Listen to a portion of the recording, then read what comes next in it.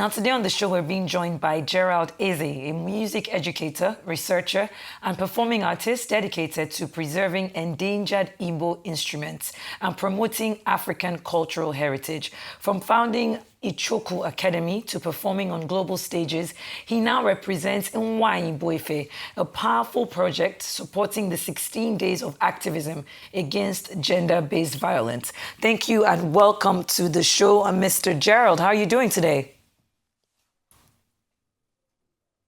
I'm doing well. Thank you so much for joining us.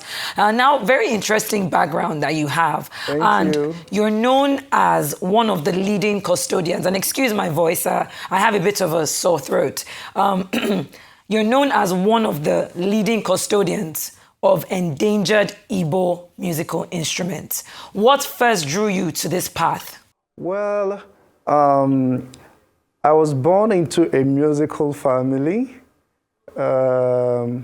So I think it's in the blood. But first, let me greet you with the Oja.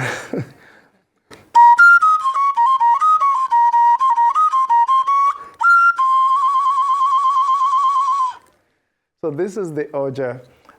It's an Igbo instrument, a very popular Igbo instrument. And this is the Oboaka. It's another Igbo musical instrument. So particularly the Oboaka is endangered, and not many people play it today. So as I've said earlier, I was born into a musical family.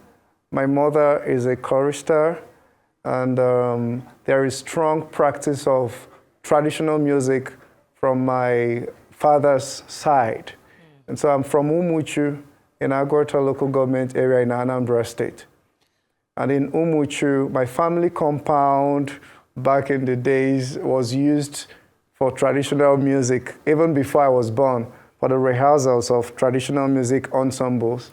So I think this is where I got it first, because we believe in Igbo culture that Egu Nachi Yelobia, and music comes from the spirit world. So I think my practice of music is beyond the fact that I studied music in the university, which is another background. I studied music in Nnamdi Azikiwe University at the Department of Music. But I practice traditional music because I have looked at the Igbo society, and there are instruments that really speak to me. And some of them are going extinct. Some of them, like the Oja, are not exactly all gone, but not many people practice them.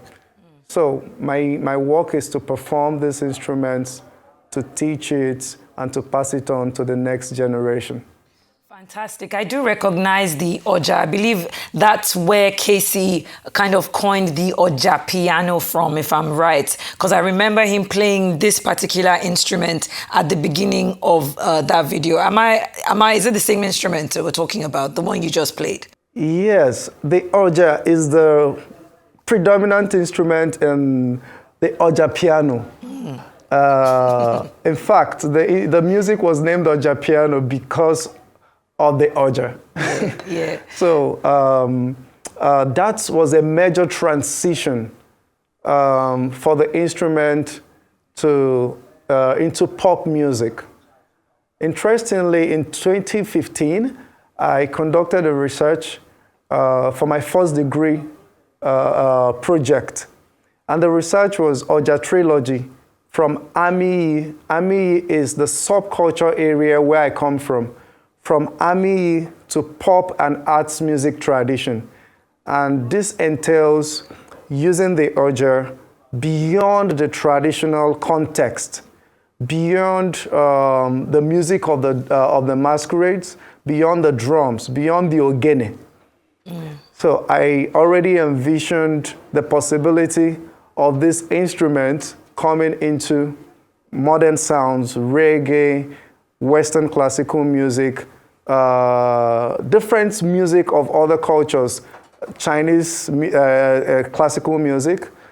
And after this research, all this happened. I've played in China, playing the Oja with the traditional Chinese orchestra. I've also performed in London, playing the Oja with a Western orchestra. And interestingly, in 2022, I played the Oja with the Amapiano beat. Wow. And so I wasn't surprised when in 2023, I heard this music. I just woke up to the social media and I had ta-da-da-da-da-da-da, and that was Oja on Amapiano beat, released in a very huge way. Brilliant work by Casey. Yes. So I wasn't surprised to hear that because I knew that it was something that was coming. 100%, very brilliant work. And I also thank you for the work that you do. Which brings me to my next question. You founded Ichoku Academy back in 2013. What was the vision that inspired the school and how has it grown over the years?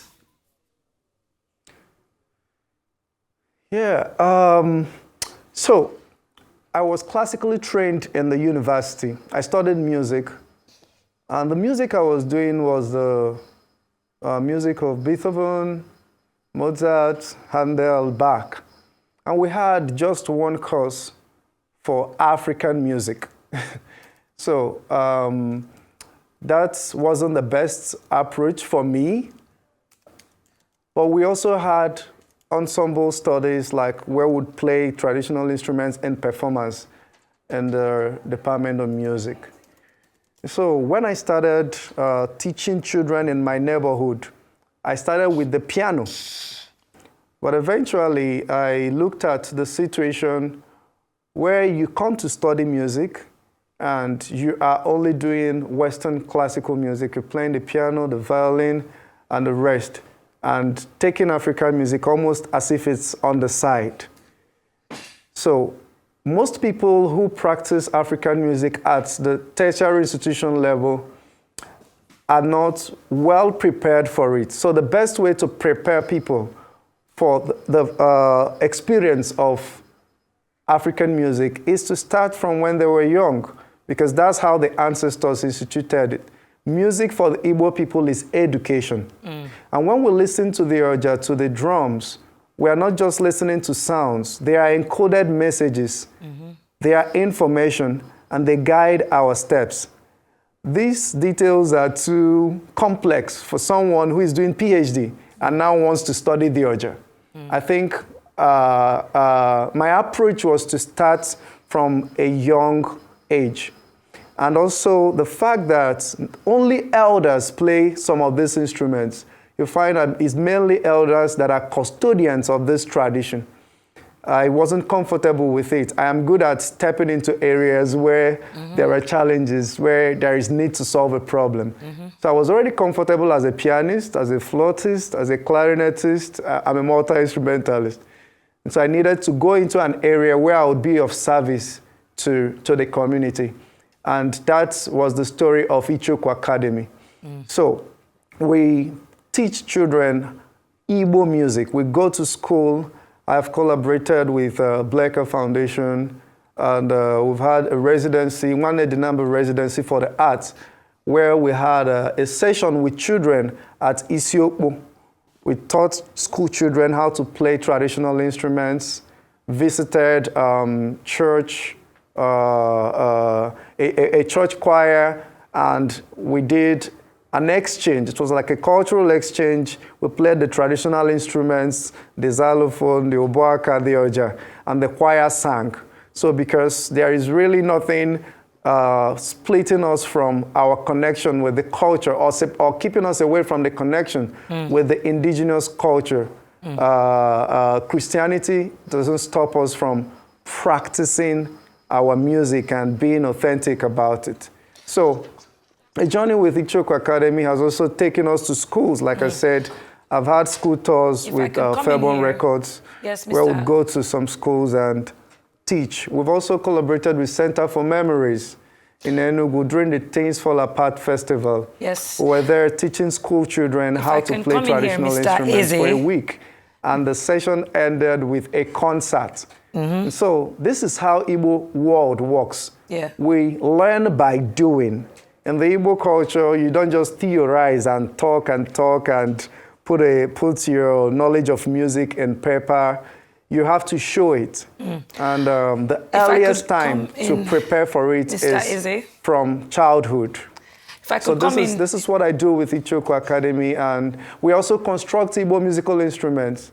So I have a team of university graduates who have mentored to be able to construct these instruments, and we teach them, we donate the instruments to school children, and we record folk songs. If I can come in well here, I don't know if you can hear me, Mr. Eze, if you can hear me. It's a journey, it's an unfolding story, and there is more to come. All right, then, if you can hear me, we're running out of time. I need you to quickly touch on Igbo Efe, the project that has brought you to Abuja. What do you hope audiences can take away from the performance? Where can they watch it? And where is it going to be happening and when, as we wrap up today's interview? Okay, your voice is very faint, but I picked that I should talk about my visit to Abuja, what I'm here for. Yes.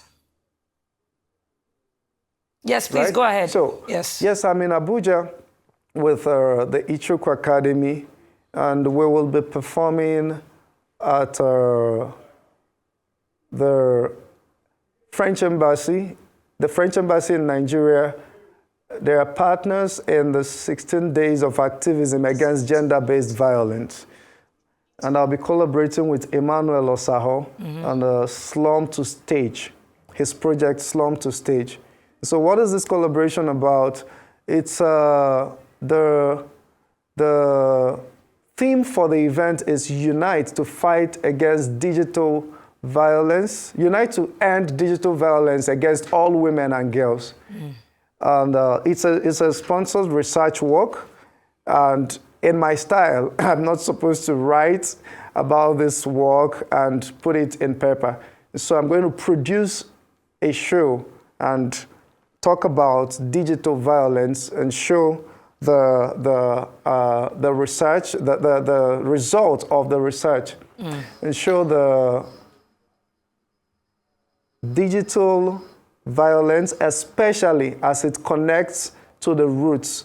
How do we see violence against women as Igbo people? And so the title of this presentation would be Nwanye Bu Ife. The woman is light and a person of substance. Unfortunately, I have to come in here just because of time, but I wanted to just thank you for being on Arise 360 today. We appreciate you, and we wish you all the best with the Igbo Efe project and activism.